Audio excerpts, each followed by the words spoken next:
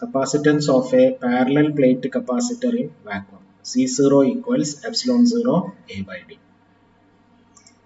ഒരു dielectric medium ആ capacitor പ്ലേറ്റിന്റെ ഇടയിൽ വെക്കുകയാണെങ്കിലോ then the equation is C equals epsilon 0 Ka by D. ഇവിടെ C0 എന്ന് പറയുകയാണെങ്കിൽ എയറിലുള്ള കപ്പാസിറ്റൻസ് ആണ്. ഒരു മീഡിയം ഡൈഇലക്ട്രിക് മീഡിയം വെക്കുമ്പോൾ കപ്പാസിറ്റൻസ് ആണ് C. രണ്ട് ഇക്വേഷൻ ഒന്ന് ഡിവൈഡ് ചെയ്യാം. Equation 2 by equation 1 gives C by C0 equals K. So you can define the dielectric constant as the capacitance between the capacitor plates with the medium by the capacitance between the capacitor plates with the vacuum.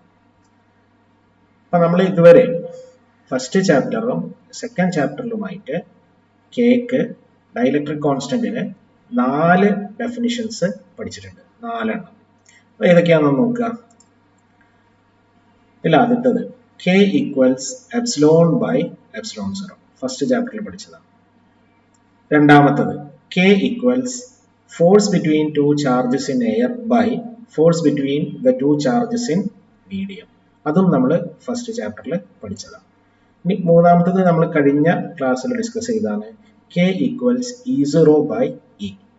The electric field between the capacitor plates with the vacuum by electric field between the capacitor plates with the medium. നാലാമത്തെ നമ്മൾ ഇപ്പോൾ പറഞ്ഞതാണ് K equals C by C0. അങ്ങനെ dielectric constant കാണാൻ നമുക്ക് 4 equations available ആണ്. അടുത്തത് കപ്പാസിറ്റേഴ്സിന്റെ combination ആണ്. നമുക്ക് കപ്പാസിറ്റേഴ്സിനെ കമ്പൈൻ ചെയ്യാൻ പറ്റും.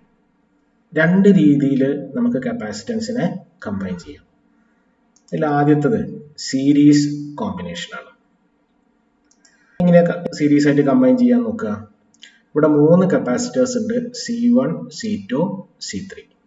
അതിൽ ആദ്യത്തെ കപ്പാസിറ്ററിന്റെ നെഗറ്റീവ് മറ്റേ കപ്പാസിറ്ററിന്റെ പോസിറ്റീവിലേക്കാണ് കൊടുത്തിരിക്കുന്നത്. രണ്ടാമത്തെ കപ്പാസിറ്ററിന്റെ നെഗറ്റീവ് മൂന്നാമത്തെ കപ്പാസിറ്ററിന്റെ പോസിറ്റീവിലാണ് കൊടുത്തിരിക്കുന്നത്. അപ്പോൾ ഒരു കപ്പാസിറ്ററിന്റെ നെഗറ്റീവ് മറ്റേ കപ്പാസിറ്ററിന്റെ പോസിറ്റീവിലേക്ക് കൊടുക്കുക. ആ ടൈപ്പ് കോമ്പിനേഷനെയാണ് നമ്മൾ സീരീസ് കോമ്പിനേഷൻ എന്ന് പറയാം. ഇപ്പൊ ഇവിടെ 3 കപ്പാസിറ്റേഴ്സ് ആണ് നമ്മൾ സീരീസ് ആയിട്ട് കമ്പൈൻ ചെയ്തിരിക്കുന്നത്, C1, C2 ആൻഡ് C3. അതിനെ നമ്മൾ ഒരു ബാറ്ററിയിലേക്ക് കണക്ട് ചെയ്തിരിക്കുന്നു. ബാറ്ററിയുടെ പൊട്ടൻഷ്യൽ അല്ലെങ്കിൽ വോൾട്ടേജ് V ആണ്. The voltage അല്ലെങ്കിൽ potential of the battery is V. അങ്ങനെ V എന്നുള്ള ഒരു ബാറ്ററിയിലേക്ക് കൊടുക്കുമ്പോൾ ഈ ബാറ്ററിയിലൂടെ ചാർജ് ഒഴുകാൻ തുടങ്ങും. Q ആയിക്കോട്ടെ ആ ചാർജ്. സീരീസ് കോമ്പിനേഷനിൽ നമ്മൾ V എന്നുള്ള പൊട്ടൻഷ്യൽ ഈ കോമ്പിനേഷനിൽ കൊടുത്താൽ ആദ്യത്തെ കപ്പാസിറ്ററിന് അക്രോസ് ആയിട്ട് V1 വോൾട്ടേജ് വരും, രണ്ടാമത്തെ കപ്പാസിറ്ററിന് അക്രോസ് ആയിട്ട് V2 വോൾട്ടേജ് വരും, മൂന്നാമത്തെ കപ്പാസിറ്ററിന് അക്രോസ് ആയിട്ട് V3 വോൾട്ടേജ് വരും. അപ്പൊ നമുക്ക് എന്ത് പറയാം, നമ്മൾ ഈ കൊടുത്ത V എന്നുള്ള വോൾട്ടേജ് ആണ് V1ഉം V2ഉം V3യുമായിട്ട് മാറുന്നത്. അപ്പൊ നമുക്ക് എന്ത് പറയാം, V equals V1 plus V2 plus V3. നമ്മൾ ഇവിടെ നിന്ന് ബാറ്ററിയിലേക്ക് കൊടുക്കുമ്പോൾ ഇതിലൂടെ ഒഴുകുന്ന ചാർജ് Q ആണ്. ആദ്യത്തെ കപ്പാസിറ്ററിന്റെ ചാർജ് എത്രയാ, Q. രണ്ടാമത്തെ കപ്പാസിറ്ററിന്റെ ചാർജ് എത്രയാ, Q. മൂന്നാമത്തെ കപ്പാസിറ്ററിന്റെ ചാർജ് എത്രയാ, Q. നമ്മൾ ആകെ കൊടുത്ത ചാർജ് എത്രയാ, Q. അപ്പൊ സീരീസ് കോമ്പിനേഷന്റെ പ്രത്യേകത എന്താ, നമ്മൾ ആകെ കൊടുത്ത ചാർജ് Q ആണെങ്കിൽ എല്ലാ കപ്പാസിറ്റേഴ്സിന് അക്രോസ് ആയിട്ടുള്ള ചാർജും Q തന്നെ ആയിരിക്കും. നമ്മൾ കൊടുത്ത വോൾട്ടേജ് Vയിൽ നിന്ന് കുറച്ച് വോൾട്ടേജ് V1 C1ന് അക്രോസ് ആയിട്ട് വരും, കുറച്ച് വോൾട്ടേജ് V2 C2ന് അക്രോസ് ആയിട്ട് വരും, കുറച്ച് വോൾട്ടേജ് V3 C3ന് അക്രോസ് ആയിട്ട് വരും. ഒന്നുകൂടി പറയാം, എന്താണ് ഒരു സീരീസ് കോമ്പിനേഷന്റെ പ്രത്യേകത, എല്ലാ കപ്പാസിറ്റേഴ്സിനും ഒരേ ചാർജ് ആയിരിക്കും, പക്ഷേ പൊട്ടൻഷ്യൽ ഡിഫറെന്റ് ആയിരിക്കും. Let Q be the charge across each capacitor and the PD is V1, V2 and V3. അപ്പൊ നമുക്ക് എന്ത് എഴുതാൻ പറ്റും, നമ്മൾ കൊടുത്ത V ആണ് V1ഉം V2ഉം V3 ആയിട്ട് വരുന്നത്. അപ്പൊ നമുക്ക് എന്ത് എഴുതാൻ പറ്റും, V equals V1 plus V2 plus V3. ഇനി V1 എത്രയാണ് വരിക, V1 എന്ന് പറയുകയാണെങ്കിൽ C1ന് അക്രോസ് ആയിട്ടുള്ള ആദ്യത്തെ കപ്പാസിറ്ററിന് അക്രോസ് ആയിട്ടുള്ള വോൾട്ടേജ് ആണ് V1. നമുക്ക് വിന്റെ ഫോർമുല അറിയാം, V is equal to Q by C എന്നാ അല്ലേ. അപ്പൊ V1 എന്ന് പറഞ്ഞാൽ എന്താ വരിക, Q by C1. രണ്ടാമത്തെ കപ്പാസിറ്ററിന്റെ വോൾട്ടേജ് V2. അപ്പോൾ V2 എന്താ വരിക? Q by C2. മൂന്നാമത്തെ കപ്പാസിറ്ററിൽ കിട്ടുന്ന വോൾട്ടേജ് V3. അപ്പോൾ V3 എന്താ വരിക? Q by C3. ഇവിടെ സബ്സ്റ്റിറ്റ്യൂട്ട് ചെയ്യാം. This is equal to Q by C1 plus Q by C2 plus Q by C3. Equation 1 കൊടുക്കുക. ഇക്വേഷൻ 1 ഒന്ന് ഓർത്ത് വെക്കുക. നമ്മൾ കൊടുത്ത voltage Q by C1, Q plus Q by C2 plus Q by C3. ഇനി ഞാൻ അടുത്ത് ചെയ്യാൻ പോകുന്നത് ഈ 3 കപ്പാസിറ്ററും മാറ്റിയിട്ട് ഈ ബാറ്ററിയിലേക്ക് ഞാൻ ഒരൊറ്റ സിംഗിൾ കപ്പാസിറ്റൻസ് C കൊടുക്കാൻ പോവാണ്. അങ്ങനെ കൊടുക്കുമ്പോഴും ഈ കപ്പാസിറ്ററിന് ക്രോസ് ആയിട്ട് വരുന്ന ചാർജ് Q തന്നെയാണ്. നേരത്തെ നമ്മൾ 3 കപ്പാസിറ്റർ കൊടുത്തപ്പം അവിടെ വന്ന ചാർജ് എത്രയായിരുന്നു? Q ആയിരുന്നു. ഇപ്പൊ നമ്മൾ അത് 3 മാറ്റിയിട്ട് ഒരൊറ്റ കപ്പാസിറ്റർ കൊടുത്തപ്പോഴും അവിടെ വരുന്ന ചാർജ് എത്രയാണ്? Q ആണ്. അതേ ബാറ്ററിയിലേക്ക് കൊടുത്തിട്ടോ. നേരത്തെ കൊടുത്ത ബാറ്ററിന്റെ വോൾട്ടേജ് V ആയിരുന്നു, ഇപ്പോഴത്തെ വോൾട്ടേജും V ആണ്. അപ്പം ആ 3 കപ്പാസിറ്ററിന് പകരമായിട്ട് ഒരൊറ്റ കപ്പാസിറ്റർ അതേ വോൾട്ടേജിലേക്ക് കൊടുത്തപ്പോൾ നേരത്തെ പോലെ തന്നെ അവിടെ ഡെവലപ്പ് ചെയ്ത ചാർജ് Q ആണ്. അങ്ങനെയാണെങ്കിൽ നമ്മൾ ആ കപ്പാസിറ്റൻസിന് പറയുന്ന പേരാണ് ഇഫക്റ്റീവ് അല്ലെങ്കിൽ ഈക്വലന്റ് കപ്പാസിറ്റൻസ്. അപ്പോൾ നമുക്ക് ഇതിന്റെ ഇക്വേഷൻ എഴുതാം. V equals Q by C. കണ്ടില്ലേ? V equals Q by C. നേരത്തെ നമ്മൾ ഇക്വേഷൻ 1 എന്തായിരുന്നു? V equals Q by C1 plus Q by C2 plus Q by C3. ആ ഇക്വേഷൻ 1ൽ അതേ വോൾട്ടേജ് തന്നെയാണ് ഇക്വേഷൻ 2ലെ വോൾട്ടേജ്. അപ്പൊ നമുക്ക് ഇക്വേഷൻ 1 ഇക്വേഷൻ 2 സെയിം ആണ്. അവിടുത്തെ വിയും ഇവിടുത്തെ വിയും ഒന്ന് തന്നെയാണ്. അപ്പൊ നമ്മൾ ഇക്വേഷൻ 1 ഇക്വേഷൻ 2 സെയിം ആണ്. അപ്പൊ നമുക്ക് രണ്ടും കൂടി ഇക്വേറ്റ് ചെയ്യാം. ഇക്വേറ്റ് ചെയ്യുമ്പോൾ എന്താ കിട്ടുക? Q by C equals Q by C1 plus Q by C2 plus Q by C3. എല്ലാത്തിനും Q കട്ട് ചെയ്യാം. 1 by C equals 1 by C1 plus 1 by C2 plus 1 by C3. ഈ സീരീസ് കോമ്പിനേഷന്റെ ഡിസ്കഷൻ ആണ്. നമുക്കൊരു example എടുക്കുക. 3 capacitors തമ്മിൽ series ആയിട്ട് connect ചെയ്തിട്ടുണ്ട്. 1 microfarad, 2 microfarad, 3 microfarad. അങ്ങനെയാണെങ്കിൽ അതിന്റെ ഇഫക്റ്റീവ് കപ്പാസിറ്റൻസ് എന്താണ്? ഫോർമുല അപ്ലൈ ചെയ്താൽ മതി. 1 by C equals 1 by 1 plus 1 by 2 plus 1 by 3. നിങ്ങൾ LCM എടുത്ത് ചെയ്യുകയാണെങ്കിൽ നിങ്ങൾക്ക് 11 by 6 കിട്ടും. 1 by C ന്റെ വാല്യൂ ആണ് 11 by 6. അപ്പോൾ C ന്റെ വാല്യൂ വരിക 6 by 11 മൈക്രോഫാരഡ് ആണ്. ഇതാണ് ഒന്നാമത്തെ പോയിന്റ്. സീരീസ് കോമ്പിനേഷനിൽ ഇഫക്റ്റീവ് കപ്പാസിറ്റൻസ് എങ്ങനെ കണ്ടുപിടിക്കാം? ഫോർമുല അപ്ലൈ ചെയ്താൽ മതി. ഇനി രണ്ടാമത്തെ point, the effective capacitance is less than the smallest individual capacitance. എന്താ അർത്ഥം? നമുക്ക് കിട്ടിയ 6 by 11 ആണല്ലേ ഇഫക്റ്റീവ് ആയിട്ട് ഈ എക്സാമ്പിളിൽ കിട്ടിയത്. ഇത് ഒന്നിനേക്കാൾ കുറവല്ലേ? C2 കുറവല്ലേ? C3 കുറവല്ലേ? അപ്പൊ ഇഫക്റ്റീവ് ഒരു സീരീസ് കോമ്പിനേഷനിൽ ഇഫക്റ്റീവ് കപ്പാസിറ്റൻസ് ഓരോ കപ്പാസിറ്ററിനേക്കാളും കുറവായിരിക്കും. ഇനി മൂന്നാമത്തത്, എന്തിനാണ് ഈ കോമ്പിനേഷൻ ഉപയോഗിക്കുന്നത്? നമ്മളെ കയ്യിൽ 3 കപ്പാസിറ്റേഴ്സ് ഉണ്ട്. 1 മൈക്രോഫാരഡ്, 2 മൈക്രോഫാരഡ്, 3 മൈക്രോഫാരഡ്. എനിക്ക് വേണ്ടത് ഇതിനേക്കാളൊക്കെ കുറഞ്ഞ ഒരു കപ്പാസിറ്റർ ആണ്. അപ്പൊ എന്ത് ചെയ്താൽ മതി? ഇത് 3നെയും കൂടി സീരീസ് ആയിട്ട് കണക്ട് ചെയ്താൽ മതി. അതാണ് അതിന്റെ മൂന്നാമത്തെ point. Series combination is used to decrease the effective capacitance. ഇനി നാലാമത്തത്, ഈ എക്സാമ്പിളിൽ ഏത് കപ്പാസിറ്ററിന് അക്രോസ് ആയിട്ടായിരിക്കും ഏറ്റവും കുറഞ്ഞ PD വരിക? PD എന്ന് പറഞ്ഞാൽ വോൾട്ടേജ്. ഏറ്റവും കുറഞ്ഞ potential 1 മൈക്രോഫാരഡിനാണോ, 2 മൈക്രോഫാരഡിനാണോ, 3 മൈക്രോഫാരഡിനാണോ? If these 3 capacitors are connected in series, which among the 3 will have the which among the 3 will have the maximum PD? ഇതാണ് നമുക്ക് കാണേണ്ടത്. ഫോർമുല നോക്കിയാൽ മതി. V is equal to Q by C എന്നാലേ. Series കോമ്പിനേഷന്റെ പ്രത്യേകത എന്താ? എല്ലാ കപ്പാസിറ്ററിലും ഒരേ Q ആയിരിക്കും. എല്ലാ കപ്പാസിറ്ററിലും ഒരേ Q ആയിരിക്കും. 1ന് ക്രോസ് ആയിട്ടും 2ന് ക്രോസ് ആയിട്ടും 3ന് ക്രോസ് ആയിട്ടും ചാർജ് സെയിം ആണ് സീരീസ് ആയതുകൊണ്ട്. അപ്പൊ പിന്നെ വോൾട്ടേജ് മാക്സിമം ആവണമെങ്കിൽ എന്ത് കുറയണം? C കുറയണം. അപ്പൊ മീൻ സീരീസ് കോമ്പിനേഷൻ the voltage അല്ലെങ്കിൽ PD will be maximum across the smallest capacitance. C കുറയുമ്പോഴാണ് V maximum ആവുക. നമ്മൾ ഈ പറഞ്ഞ എക്സാമ്പിളിൽ ഏറ്റവും കുറഞ്ഞ കപ്പാസിറ്റൻസ് 1 മൈക്രോഫാരഡ് ആണ്. അപ്പോൾ 1 മൈക്രോഫാരഡിന് അക്രോസ് ആയിട്ടായിരിക്കും മാക്സിമം PD വരിക. അപ്പോൾ നമ്മളെ കൺക്ലൂഷൻ എന്താണ്? PD is maximum across the smallest capacitance. ഇനി അഞ്ചാമത്തെ point, when n capacitors, each of capacitance C is connected in series. നമ്മുടെ കയ്യിൽ n കപ്പാസിറ്റേഴ്സ് ഉണ്ട്. ഓരോ കപ്പാസിറ്ററിന്റെയും വാല്യൂ C ആണ്. എല്ലാ കപ്പാസിറ്റൻസും സെയിം ആണ് C. അങ്ങനെയാണെങ്കിൽ ഇഫക്റ്റീവ് കപ്പാസിറ്റൻസ് എന്ത് വരും നോക്കുക. നമ്മൾ ഫോർമുല അപ്ലൈ ചെയ്ത് 1 by CS equals 1 by C1 plus 1 by C2 plus 1 by C3 എന്നല്ലേ. അപ്പൊ എല്ലാത്തിന്റെ വാല്യൂ C ആണ്. 1/CS equals 1/C plus 1/C plus 1/C എല്ലാം കൂടി കൂട്ടി എന്താ കിട്ടുക? is equal to N/C എന്നാ കിട്ടുക അല്ലേ? അപ്പോൾ 1/CS N/C ആണെങ്കിൽ effective capacitance in series combination CS എന്താ വരിക? CS equals C/N. രണ്ടാമത്തെ ടൈപ്പ് കോമ്പിനേഷൻ പാരലൽ കോമ്പിനേഷൻ ആണ്. എങ്ങനെയാണ് നമ്മൾ കപ്പാസിറ്റേഴ്സിനെ കമ്പൈൻ ചെയ്യുക? ഇവിടെ ചിത്രത്തിൽ you can see 3 capacitors C1, C2 and C3. ആദ്യത്തെ കപ്പാസിറ്ററിന്റെ പോസിറ്റീവും രണ്ടാമത്തെ കപ്പാസിറ്ററിന്റെ പോസിറ്റീവും മൂന്നാമത്തെ കപ്പാസിറ്ററിന്റെ പോസിറ്റീവും ഇത് മൂന്നും ബാറ്ററിയുടെ പോസിറ്റീവിലേക്ക് കൊടുത്തിരിക്കുന്നു. അതുപോലെ C1ന്റെ നെഗറ്റീവ്, C2ന്റെ നെഗറ്റീവ്, C3ന്റെ നെഗറ്റീവ് ഇത് മൂന്നും ബാറ്ററിയുടെ നെഗറ്റീവിലേക്കും കൊടുത്തിരിക്കുന്നു. അപ്പം നമ്മൾ ഉപയോഗിക്കുന്ന 3 കപ്പാസിറ്റേഴ്സിന്റെയും പോസിറ്റീവ് ബാറ്ററിയുടെ പോസിറ്റീവ് കൊടുത്തിരിക്കുന്നു. നമ്മൾ ഉപയോഗിക്കുന്ന 3 കപ്പാസിറ്റേഴ്സിന്റെയും നെഗറ്റീവ് ബാറ്ററിയുടെ നെഗറ്റീവിലേക്കും കൊടുത്തിരിക്കുന്നു. അങ്ങനെയുള്ള കോമ്പിനേഷനാണ് നമ്മൾ പാരലൽ കോമ്പിനേഷൻ എന്ന് പറയാം. ഇനി പാരലൽ കോമ്പിനേഷന്റെ പ്രത്യേകത എന്താ? നമ്മൾ V എന്നുള്ള വോൾട്ടേജിലേക്കാണ് അല്ലെങ്കിൽ ബാറ്ററിയിലേക്കാണ് 3 കപ്പാസിറ്റേഴ്സിനെയും കണക്ട് ചെയ്തിരിക്കുന്നത് അല്ലേ?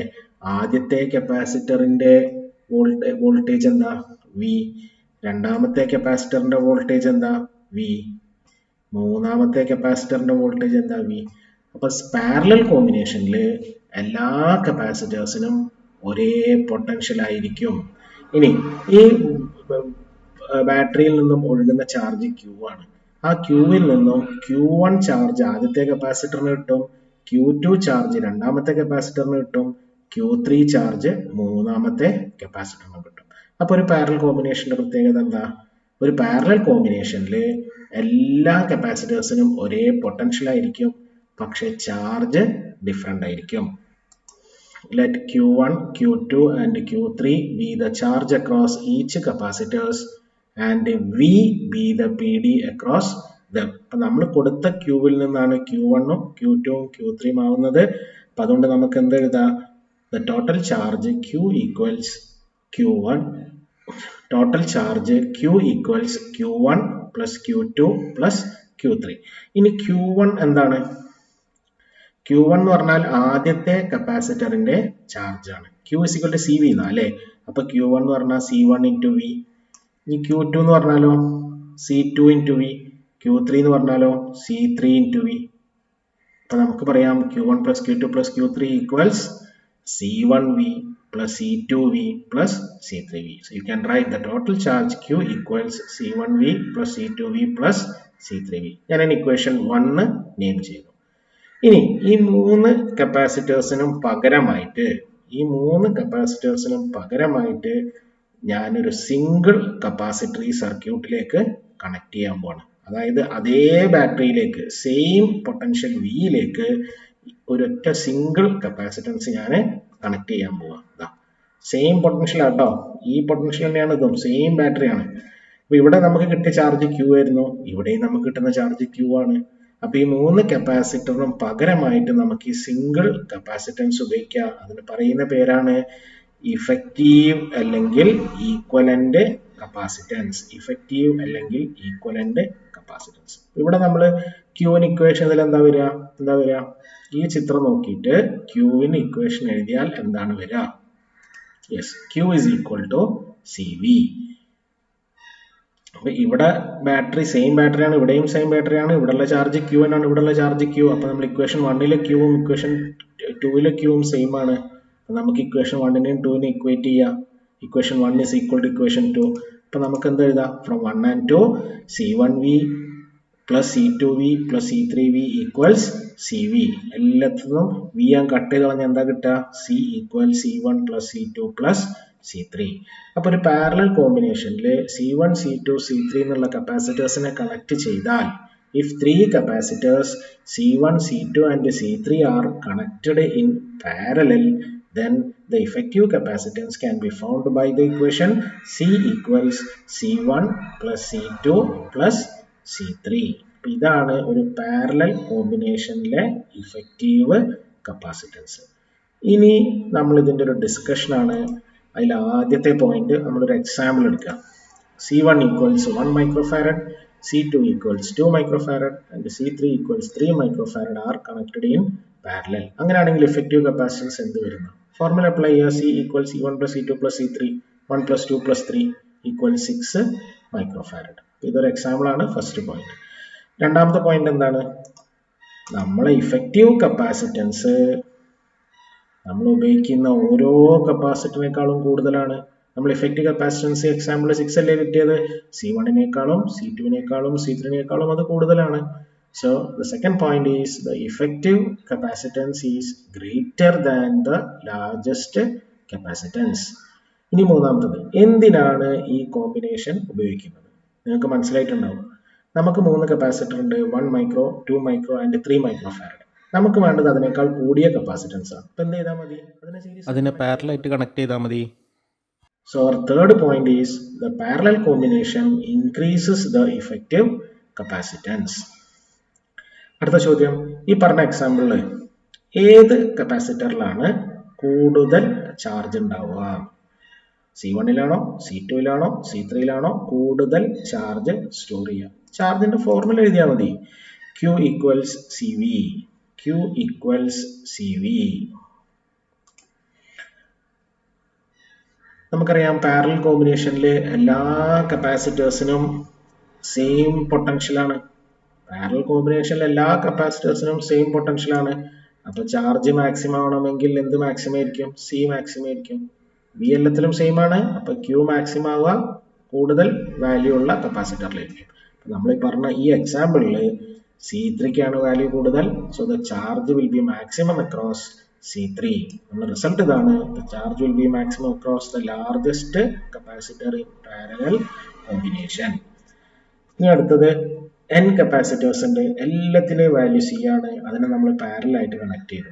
എളുപ്പമാണ് അല്ലേ? CP equals C plus C plus C plus C എന്ന് കൊടുത്താൽ NC എന്ന് കിട്ടും. If n capacitors, each of capacitance C are connected in parallel, the effective capacitance CP equals NC. ഇനി ആറാമത്തെ പോയിന്റ്, നമ്മളെ കയ്യിൽ n കപ്പാസിറ്റേഴ്സ് ഉണ്ട്. ആ n കപ്പാസിറ്റേഴ്സിനെ ഞാൻ ആദ്യം സീരീസ് ആയിട്ട് കണക്ട് ചെയ്തു. n കപ്പാസിറ്ററിനെ ഞാൻ ആദ്യം സീരീസ് ആയിട്ട് കണക്ട് ചെയ്തു.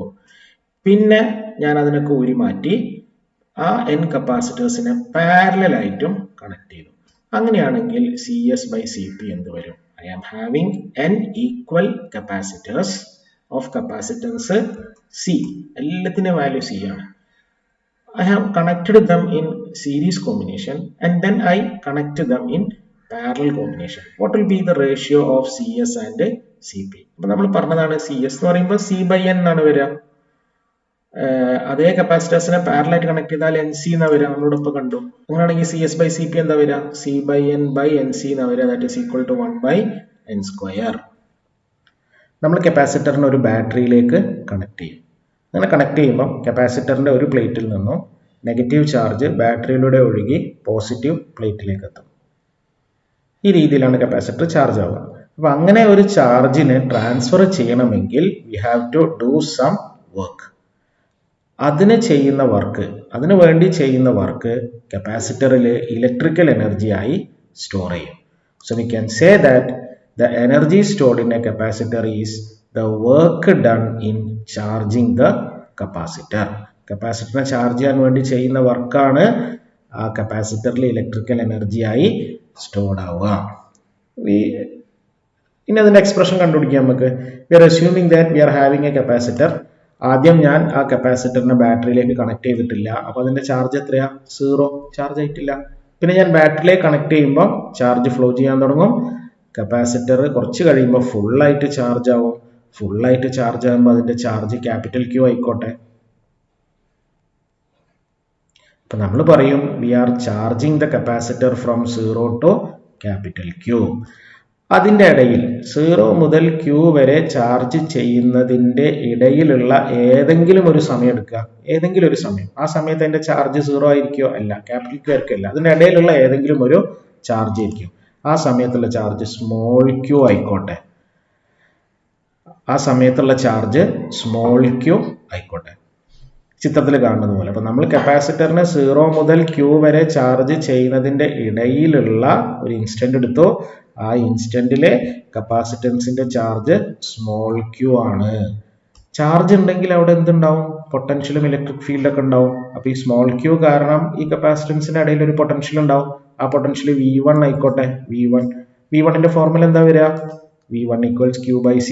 ആ സമയത്തുള്ള ചാർജ് സ്മോൾ ക്യൂ, ആ സമയത്തുള്ള potential V1. So you can write V1